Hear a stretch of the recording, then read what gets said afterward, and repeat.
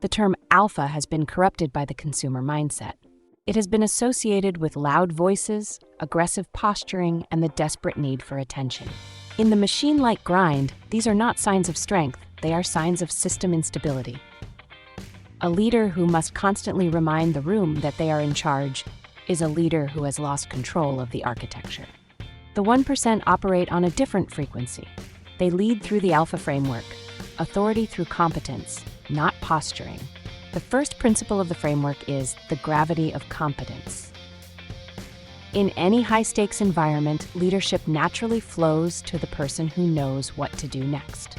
When a system crashes, the room does not look for the loudest person. It looks for the person with the most technical certainty. True alpha status is a resultant vector of your ability to solve problems that others cannot. You don't claim the lead, the network surrenders it to you because you are the most reliable node in the system.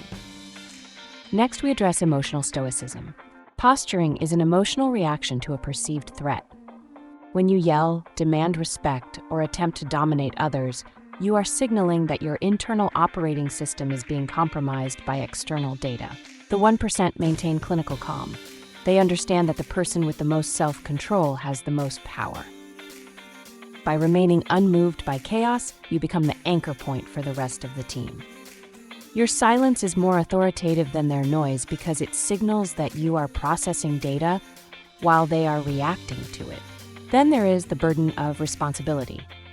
Most people want the title of leader without the load of leadership.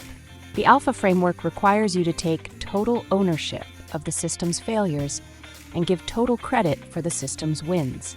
You are the shield for your team. When the machine glitches, you don't look for a scapegoat, you audit the architecture. This creates an environment of psychological safety, which allows your high-performance nodes to operate without fear. Your authority is reinforced not by fear, but by the protection you provide to the network. The psychology of the 1% in this domain is low-frequency dominance. You don't compete for the social spotlight.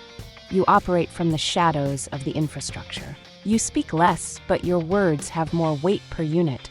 You don't interrupt, you listen until the dataset is complete, and then you provide the executive summary. This is economic authority. You are not spending energy on ego, you are investing it in results. To execute the Alpha framework, you must follow the protocol of presence. First, master your craft until your competence is indisputable. Second, practice non-reactive listening. Let others exhaust their emotional energy before you provide the logical solution. Third, move with intentionality. Every action you take should be a direct contribution to the mission. When you stop trying to be the leader and start doing the work of the leader, the room will naturally align with your orbit. Leadership is not a performance, it is a service to the mission. When you lead without posturing, you build a network based on respect rather than resentment. You aren't just in charge, you are indispensable. Audit the ego. Master the craft. Lead the machine. The 1% understand that the most powerful force in the room is often the quietest. If you are ready to stop the posturing and start mastering the logic of true authority, subscribe. The Relational Architecture series is entering its final stages. We will see you in the next deep dive.